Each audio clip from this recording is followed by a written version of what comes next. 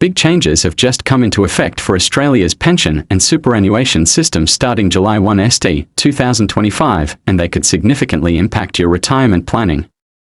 The first major update is the increase in the superannuation guarantee rate, which has now officially risen from 11.5% to 12%.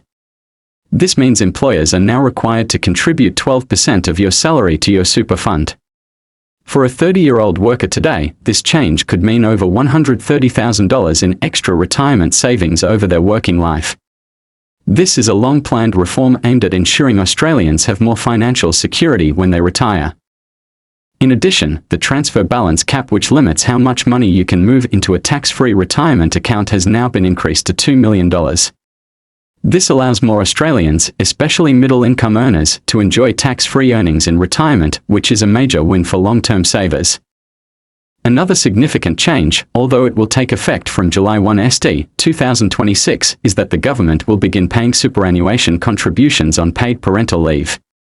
This is a huge step forward, particularly for women, who often fall behind in super savings due to time off work for caregiving. This policy is expected to help reduce the gender gap in retirement savings over time. However, not all changes have been welcomed. A controversial new tax rule under Division 296 is being introduced starting July 2025. This will impose an additional 15% tax on superannuation balances that exceed $3 million. While the government argues that this measure targets only the wealthiest Australians, estimated to be less than 0.5% of all super account holders, critics say the tax is unfair because it includes unrealised gains and franking credits in the calculation. For age pensioners, there's some good news as well. The income and asset thresholds used to calculate pension eligibility have been slightly adjusted upwards. This means some pensioners who were previously just above the cutoff may now qualify for full or partial pension payments. Also, the base rate of the age pension has seen a modest increase to keep up with inflation.